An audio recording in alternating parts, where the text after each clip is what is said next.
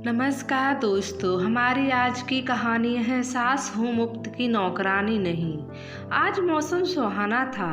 काले काले बादल आसमान में उमड़ रहे थे। राधा जी अपनी पोती शिवानी के साथ घर की बालकनी में बैठी हुई थी। अभी अभी सबके लिए खाना बनाकर आई थी और अपनी पोती को बड़े प्यार से दाल चावल खिला रही थी। शिवानी अपनी माँ के मोबाइल पर कोई गेम खेल रही थी। तभी उनकी बहू कविता आई और बोली, माँ जी मैं पास में ही अपनी सहेली सुमन के घर किटी पार्टी में जा रही हूँ, आने में कुछ देर हो जाएगी। राधा जी अपनी सहमति या असहमति जताती उससे पहले ही कविता दरवाजा बंद करके चली गई। ठंडी हवा के झोंके राधा जी के दिल को लुभा रहे थे। अचानक बारिश शुरू हो गई। फिर सोचने लगी, कितना पसंद था मुझे यह बारिश का मौसम। इस मौसम में शिवानी के दादाजी के साथ बैठकर गरम गरम चाय और पकौड़ों का मजा लेना कितना अच्छा लगता था। कितना कुछ बदल जाता है उम्र के साथ। अब तो अपनी पसंद नापसंद कुछ है ही नहीं। थोड़ी ही देर में कॉलोनी के सारे बच्चे बारिश का आनंद उठाने आ गए। दादी मुझे भी कागज की नाव बनानी है। खाना खाने के बाद शिवानी बोली और झट से मोबाइल अपनी दादी की गोद में रखा और बारिश का आनंद उठाने के लिए दौड़ गई। राधा जी की गोद से मोबाइल फिसलकर नीचे गिरने ही लगा था। उसी समय बड़ी मुश्किल से उन्होंने मोबाइल को लपका। कई बार हाथ से छूटते छूटते बचा। बार बार स्क्रीन पर उंगलियों के स्पर्श से मोबाइल का रिकॉर्ड कॉल का प्ले सिस्टम ऑन हो गया। बारिश की आवाज़ के बावजूद रिकॉर्ड कॉल पूरी स्पष्टता के साथ गूंज रही थी। हेलो मुस्कान, कैसी हो? कल का अपना किटी का प्रोग्राम तो कन्फर्म है ना? अरे क्या बताऊं कविता, जब से मेरा मुन्ना चलना सीखा है तब से मैं एक मिनट भी फ्री नहीं होती हूँ। सुबह नौकरी पर जाती हूँ तो उसको क्रश में छोड़ जाती हूँ। अब उसे छोड़कर बाजार जाना या पार्टी के लिए जाना तो मेरे लिए बहुत मुश्किल होता जा रहा है। कैसे मैनेज करूँ समझ नहीं आता, कविता की सहेली ने कहा। तो कविता बोली, लो इसमें कौन सी बड़ी बात है, ससुराल से बुला लो अपनी सास को। अरे कविता, हर कोई तुम्हारी तरह खुशकिस्मत नहीं होता। तुम्हारा क्या है, मेरे जैसी सास मिल गई है तुम्हें। मुश्किल से 2 रोटियां खाती होंगी और बदले में तुम्हारे पूरे घर का काम करती हैं। तुम्हें तो बने बनाए पकवान मिल जाते हैं, बच्चों को भी देख लेती हैं और साफ सफाई की भी कोई टेंशन नहीं है। इतना तो कोई मेड भी नहीं करती होगी। ऊपर से सैलरी देना तो दूर, उनसे तो तुम लोगों की अपनी पेंशन से मौज कर रखी है। यह बात तो है मुस्कान। और जब माँ जी जेठ जी के घर चली जाती हैं तब तो मुझे भी बड़ी मुश्किल होती है सब कुछ मैनेज करने में। पसीने छूट जाते हैं। तो फिर तुम कैसे संभालती हो? सहेली ने पूछा। तो कविता बोली, उस दौरान तो मेड लगानी पड़ती है, एक साफ सफाई करने के लिए और दूसरा खाना बनाने के लिए। भला मुझे कहाँ होता है इतना काम, और बस सासू माँ के आने से पहले मेड की छुट्टी कर देती हूँ। 2 मेड का भी खर्चा भी बहुत होता है। आते ही सासू माँ को संभाल ही लेती हैं सारा काम। फिर खिलखिलाकर हंसते हुए बोली, मेरा बस चले तो कभी ऐसी फुल टाइम मेड यानी कि अपनी सास को जाने ही ना दूँ। पर दोनों भाइयों में यह तय हुआ है कि माँ की 6 महीने मेरे पास रहेंगी और 6 महीने जेठानी के पास। आखिर वहाँ भी तो काम वाली बाइयों की दिक्कत रहती है, इसलिए जेठानी का भी दिल नहीं करता सास को भेजने का। अच्छा, कल किटी पार्टी का प्रोग्राम कैंसिल नहीं होना चाहिए, बहुत मस्ती करेंगी। और फ़ोन रखती हूँ। रिकॉर्डिंग बंद हो चुकी थी। बारिश भी चारों तरफ शांति थी, लेकिन राधा जी के दिमाग में विचारों का तूफान उत्पात मचाने लगा था। अपने बारे में अपनी बहू के ऐसे विचार सुनकर वह अंदर तक आहत हो चुकी थी। उनकी आंखों से एकाएक आंसू झरने लगे। अभी 1 वर्ष पहले ही 65 वर्ष की उम्र में उनके पति का देहांत हुआ था। एक रात को हृदयघात आया और डॉक्टर के पास ले जाने से पहले ही दुनिया से चल बसे। सरकारी नौकरी में उच्च पद पर थे और सेवानिवृत्ति के बाद बहुत अच्छी पेंशन पा रहे थे। और पति की मृत्यु के बाद राधा जी को बहुत अच्छी पेंशन मिल रही थी। 2 बेटे राकेश और सुरेश। छोटा बेटा राकेश दिल्ली में रहता था, जबकि बड़ा बेटा सुरेश की नौकरी चंडीगढ़ में थी। दोनों बहू स्कूल में नौकरी करती थीं। किसी चीज की कमी नहीं थी। पुरखों की खूब जमीन जायदाद थी। गांव में उनका बड़ा सा 2 मंजिला आलीशान मकान था। पिता के रिटायरमेंट के बाद बड़े बेटे सुरेश ने कहा अपनी माँ बाबूजी से कहा, बाबूजी अब रिटायरमेंट के बाद आप गांव में बिल्कुल नहीं रहेंगे, आप मेरे साथ चंडीगढ़ में रहिए। तो छोटे बेटे ने कहा। बच्चों के ऐसे मनोहार से माँ फूली नहीं समा रही थी। फिर पतिदेव समझाते हुए कहने लगे, नहीं बेटा, जब तक हम दोनों की जोड़ी सलामत है हमें यहीं रहने दो गांव में। इस गांव के हर एक आदमी के साथ अपनापन महसूस होता है, सभी लोग अपने लगते हैं। अजनबी शहर में अजनबी लोगों के बीच ना जाने कुछ अच्छा लगेगा या नहीं। हम दोनों में से कोई एक भगवान को प्यारा हो गया तो तुम दूसरे को ले जाना। अपने पति की इन बातों पर कितना गुस्सा करती थी मैं उन पर। हमेशा यही कहते थे कि श्रीमती जी, इस दुनिया को छोड़कर पहले तो मैं ही जाऊंगा और यही ठीक है। एक औरत बिना पति के घर में अपनी जगह बना लेती है, लेकिन पत्नी के बिना पति का कोई महत्व नहीं होता। विधवा औरत की तो घरेलू उपयोगिता होती है, सभी कामों में मदद कर देती है, पोती पोतियों को संभाल लेती है, सहनशील भी होती है, क्योंकि पत्नी के बिना बूढ़ा पति घर वालों पर बोझ हो जाता है। सास तो बहू के बोझ को कम करती है, जबकि ससुर बढ़ाता है। कितना अनुभव था उन्हें दुनियादारी का। अतीत के पन्ने पलटते पलटते राधा जी की आंखें भर आईं। बारिश कब की खत्म हो चुकी थी, आसमान के बादल छट चुके थे, राधा जी पर सूरज की तेज गिन्नी पड़ रही थी, लेकिन आज भी इतनी आहत हो चुकी थी कि उन्हें इस बात का ख्याल ही नहीं था। दादी क्या हुआ, आप रो क्यों रही हो? नन्ही शिवानी अपने छोटे छोटे गोल मटोल हाथों से अपनी दादी के आंसू साफ करने लगी और उन्हें अंदर कमरे में ले गई। अंदर आए अभी 2 मिनट ही हुए थे कि डोरबेल बजी। खोलकर देखा तो पड़ोस में ही रहने वाली सुनैना जी थी, जिनके साथ राधा जी कभी कभार मंदिर चली जाया करती थी। यहाँ आने के बाद राधा जी की सुनैना जी के साथ काफी जान पहचान हो गई थी। वे दोनों हम उम्र थी और सहेलियों की तरह एक दूसरे के साथ दुख सुख बांटती थी। सुनैना जी की कोई औलाद नहीं थी और पति का देहांत 10 वर्ष पूर्व ही हो चुका था, इसलिए वो अकेली ही रहती थी। अपना अकेलापन दूर करने के लिए कभी कभार राधा जी के पास बात करने आ जाया करती थी। अरे राधा बहन, तुम चल रही हो ना? अपनी बांके बिहारी मंदिर से 10 दिनों के लिए वृंदावन की तीर्थ यात्रा जा रही है। सत्संग मंडली की सभी औरतें जाने की तैयारी में हैं। सुनैना जी की बात सुनकर राधा जी की आंखों में चमक आ गई।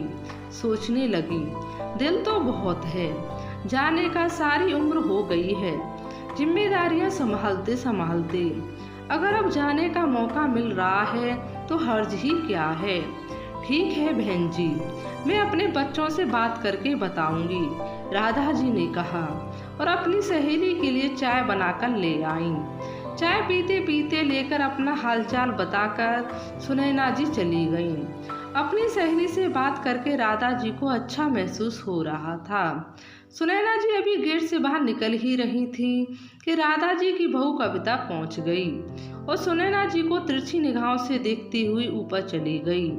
कविता को सुनैना जी से कुछ खास पसंद नहीं थी, क्योंकि उसके विचार में सुनैना जी के पास तो कोई काम धंधा था नहीं। ऊपर से वह उसकी सास को भी बातों में लगा देती थी और सारा काम ज्यों का त्यों रह जाता था। कविता के घर पहुंचने के साथ ही उसका पति राकेश भी ऑफिस से घर लौट आया।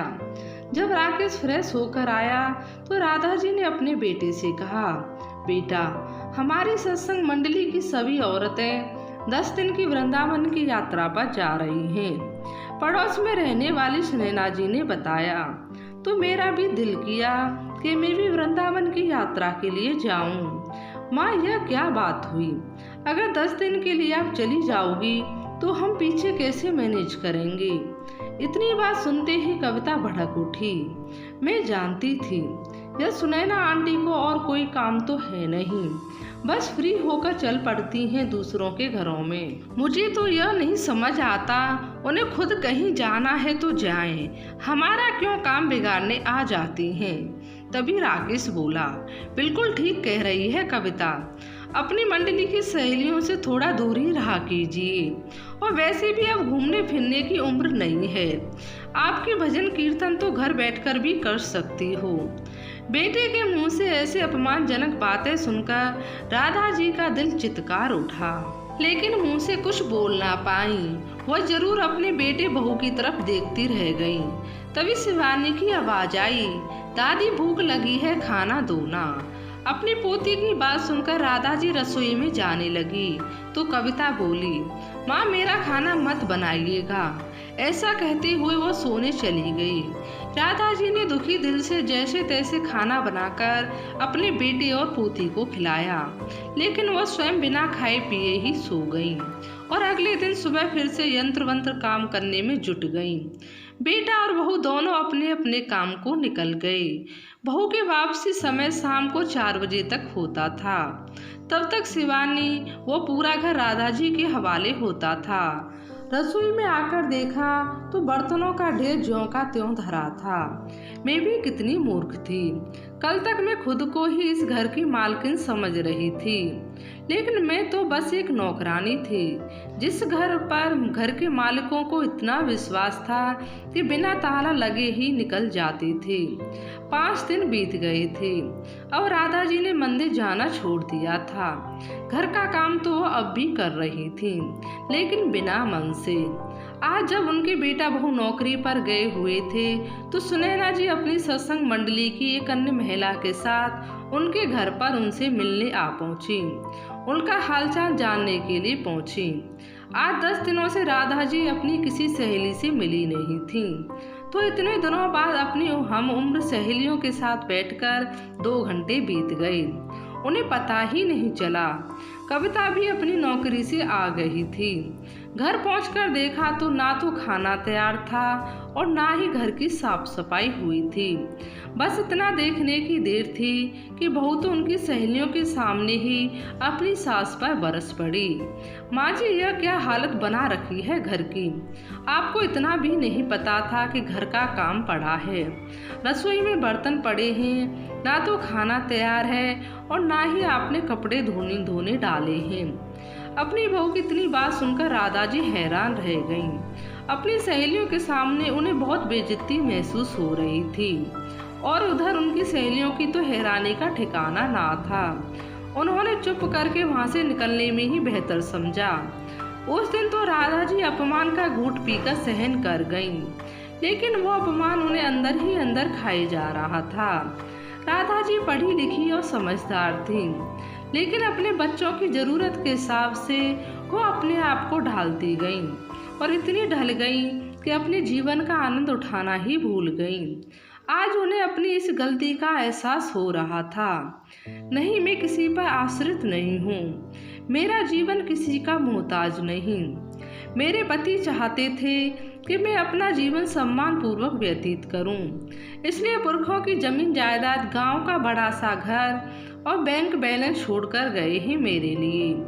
पैसों की मेरे पास कोई कमी नहीं है। हर महीने इतनी पेंशन आती है कि मेरा गुजारा बहुत अच्छे से हो सकता है। मैं अपने लिए नौकरानी रखकर अपनी सेवा करवा सकती हूँ, लेकिन मेरी बहू तो मुझे ही नौकरानी समझ लिया है।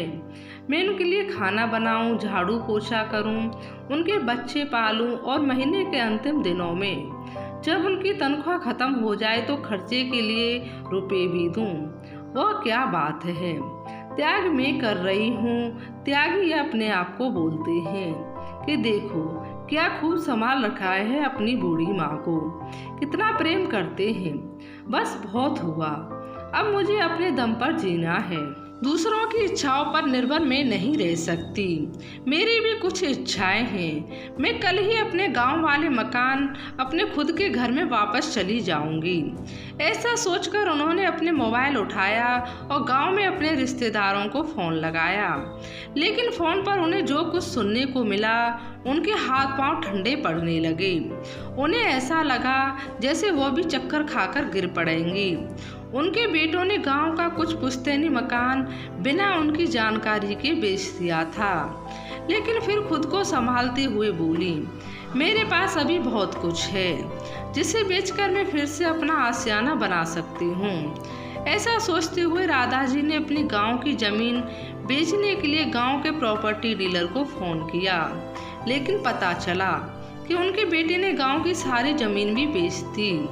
पता करवाया तो बैंक अकाउंट भी खाली था। उन्होंने सारी एफडी को मैच्योर होने से पहले ही कैश करवा लिया था। लॉकर में पड़े गहने भी गायब थे। हे भगवान, कितने बड़े भ्रम में जी रही थी कि मेरे दो बेटे हैं। लेकिन पता तो अब चला कि दोनों में से एक भी मेरा अपना नहीं था। अब समझ आया कि दोनों ने दिल्ली और चंडीगढ़ में इतनी जल्दी इतने आलीशान फ्लैट कैसे ले लिए, कैसे इतनी महंगी महंगी गाड़ियां खरीद लीं, जिसे मैं अपनी बेटों की तरक्की समझ रही थी। वो तो इनका धोखा था, छल था। अपनी माँ से राधा जी की आंखें आंसुओं से भर आईं और दिमाग में विचारों का तूफान उठ रहा था। फिर जोर जोर से रोना चाहती थी, लेकिन अपनी पीड़ा को दिल के किसी कोने में दबाकर उन्होंने चंडीगढ़ में रहने वाले अपने बेटे को फ़ोन किया और उसे जल्द से जल्द दिल्ली आने को कहा। अगले दिन सुबह सुबह उनका बड़ा बेटा सुरेश अपनी पत्नी के साथ उनके पास पहुंचा। राधा जी ने कभी रोते हुए तो कभी सुबकते हुए इस सारे में सुरेश ने कहा, माँ, इतनी छोटी सी बात का इतना बड़ा इशू बनाने की क्या ज़रूरत है? पहले या बाद में वह संपत्ति तो हमारी ही थी। इस पर राकेश बोला, हाँ भैया, सही कह रहे हैं। और वैसे भी हमने आपके धन की बर्बादी नहीं की है, अपना मकान ही खरीदा है। और फिर आपको भी मालूम है कि हमें वहाँ जाकर तो रहना नहीं था, तो फिर आज बेचते या कल, उससे क्या फ़र्क पड़ता है? फ़र्क पड़ता है बेटा, आज और कल में बहुत फ़र्क पड़ता है। वक्त से पहले किया गया कोई काम अच्छा नहीं होता। मेरी मृत्यु के बाद मेरे इस शरीर को तुम जलाओगे तभी अंतिम संस्कार कहलाएगा। लेकिन आज जब मेरे जीते जी जला दिया तो उसे हत्या कहा जाएगा। खैर, जैसे तैसे राधा जी ने अपने दिल को समझाया। वो दिन गुजरने लगे और कोई विकल्प भी नहीं था। अभी मुश्किल से 6-7 दिन ही बीते थे। एक दिन रविवार को कविता ने अपनी सासू माँ से कहा, माँ जी, आज किटी पार्टी की मेजबानी की मेरी बारी है, तो आज चाय कॉफ़ी के साथ अच्छे से स्नैक बना दीजिएगा और मेरी सहेलियों के फेवरेट समोसे बनाना तो बिल्कुल मत भूलिएगा। इतना कहकर कविता अपने पति के साथ बाजार के लिए निकल गई। रसोई में सब्जी बनाते हुए राधा जी विचारों के भंवर में डूबती जा रही थीं। उनके दिमाग घंटों तक उधेड़ बुन में लगा रहा। यह तो प्रतियोगिता है मेरी इस घर में। दिन भर काम करो, बच्चे पालो, फिर भी घर में नौकरानी की हैसियत से रहो। लेकिन अब बहुत हो चुका। अब समय आ गया है यह बताने का कि मैं उसकी सास हूँ, कोई मुफ्त की नौकरानी नहीं। दोपहर बाद जब कविता घर वापस लौटी तो देखा सासू माँ नई साड़ी पहनकर तैयार खड़ी थी। मन में सोचा, मेरी सहेलियाँ आएंगी, शायद उन्हें दिखाने के लिए ही सासू माँ ने बढ़िया साड़ी पहनी है। अच्छा है, सोचती हुई किचन में पार्टी की तैयारी का जायजा लेने निकल गई। लेकिन यह क्या, किचन में तो खाना तैयार ही नहीं था। तेज कदमों से चलकर अपनी सासू माँ के पास आई। माँ जी, यह क्या, आपने तो कुछ बनाया ही नहीं। मेरी सहेलियाँ भी आती होंगी, घर बैठकर क्या कर रही थी आप? बहू, तुम शायद भूल रही हो कि मेरी भी अपनी कोई जिंदगी है। मुझे सत्संग जाने के लिए देर हो रही है, मैं चलती हूँ। आप ऐसा कैसे कर सकती हैं मेरे साथ? अगर आप एक दिन सत्संग नहीं जाएंगे तो आसमान नहीं टूट पड़ेगा। कविता चिल्लाने लगी तो राधा जी ने कहा, बहुत तमीज से बात करो। मैं तुम्हारी सास हूँ, तनख्वाह लेकर काम करने वाली कोई नौकरानी नहीं। इस समय राकेश अपनी गाड़ी पार्क करके घर में घुसा तो अपनी माँ के मुंह से यह बात सुनकर गुस्से में आ गया। माँ, आप यह कैसी बातें कर रही हैं कविता के साथ? अच्छा, मेरी बात तुम्हें आज इतनी बुरी लगी, लेकिन जो तुमने मेरे साथ किया है उसका क्या? और बहू जिस तरह से मेरे साथ बात करती है उसमें तुम्हें कुछ गलत नहीं लगता? बहू की सहेलियां आ जाएं तो मैं चाय नाश्ता बनाऊं आए दिन, कहीं ना कहीं घूमने निकल जाते हैं तो घर की चौकीदारी करूं। काम वाली बाई और मुझ में तो कोई फर्क ही नहीं छोड़ा तुम लोगों ने।